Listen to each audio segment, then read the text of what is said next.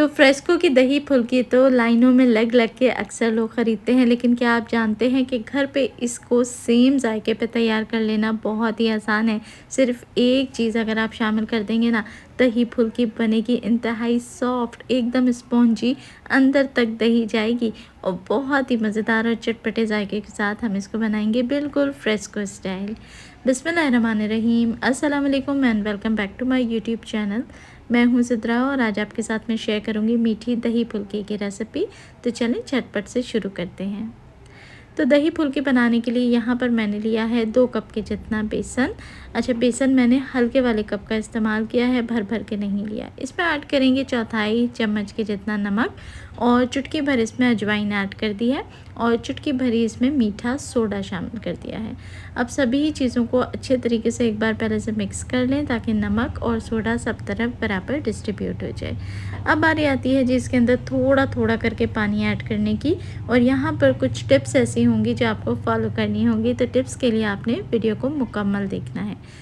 सबसे पहली चीज़ तो ये कि बेसन में फुल्की बनाने के लिए आपने पानी बिल्कुल थोड़ा थोड़ा करके ऐड करना है। इकट्ठा आपने पानी ऐड नहीं करना, क्योंकि अगर पानी ज़्यादा हो जाएगा ना तो फुल्की बिल्कुल बन ही नहीं पाएगी और इसको शेप देना बहुत मुश्किल हो जाएगा। तो पानी बिल्कुल थोड़ा थोड़ा करके ऐड करें और साथ साथ इसको मिक्स करते जाएं।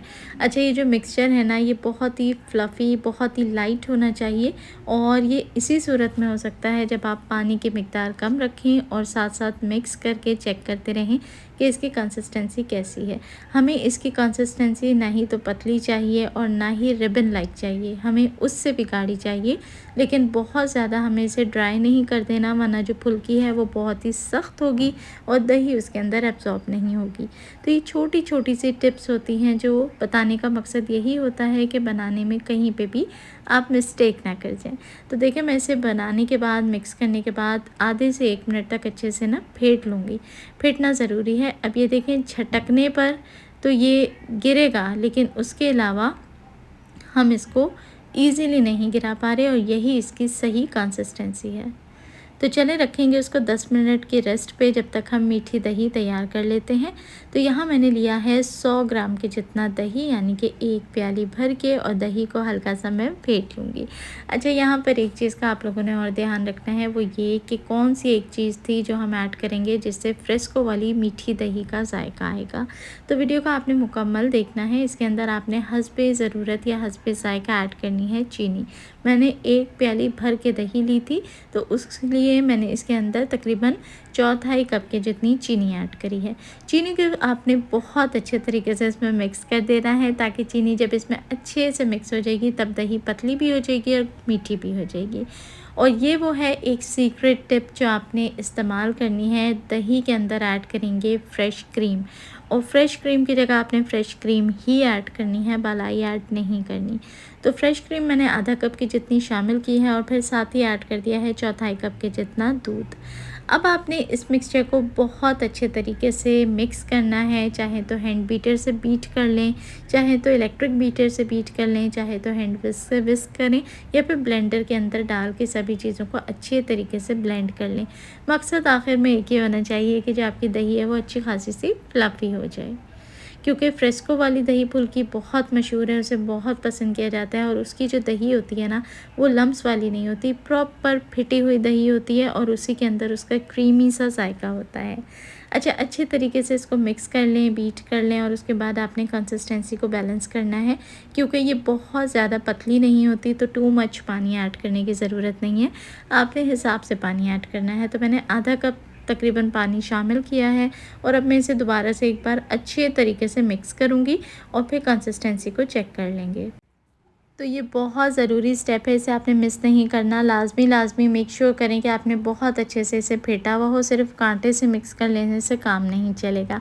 तो यहाँ पर अब मैं आपको कंसिस्टेंसी दिखा देती हूँ कि फ़ाइनल इसकी जो कंसिस्टेंसी है वो क्या होनी चाहिए। ये देख लें, ये पतली नहीं है लेकिन गाढ़ी भी नहीं है, और इतनी है कि दही फुल्की के अंदर ये अच्छे से एब्जॉर्ब हो जाएगी और साथ ही साथ ये कंसिस्टेंसी खाने में भी अच्छी रहेगी।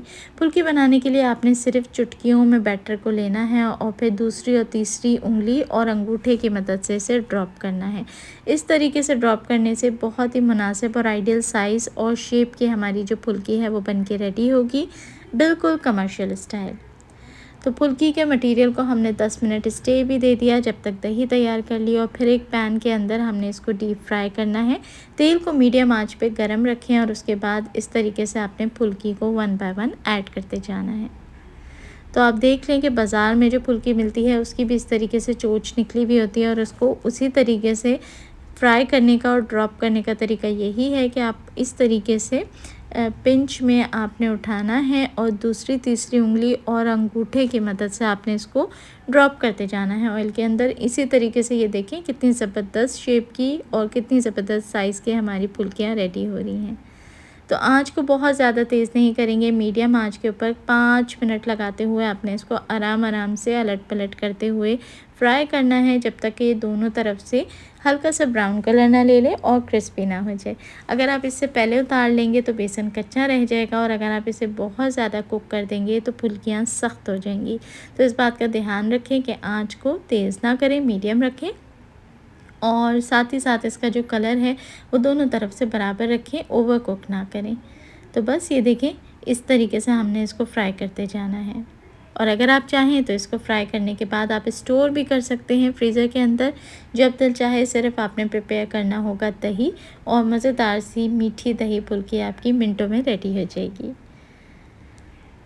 तो बस यहाँ पर देखिए माशाल्लाह बहुत ही ज़बरदस्त कलर इसके ऊपर आ चुका है, गोल्डन ब्राउन सा, और यही कलर ऐसा है जो हमें चाहिए था। तो बस अब हम इसको तेल पे से सेपरेट कर लेंगे।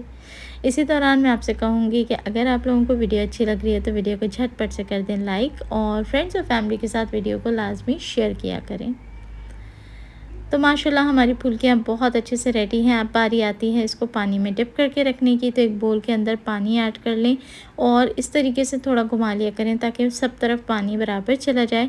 फिर ये टिप जो पहले भी आप लोगों के साथ शेयर की थी वो ये कि आपने एक ऐसी साइज़ की प्लेट लेनी है जो बोल के अंदर तक चली जाए।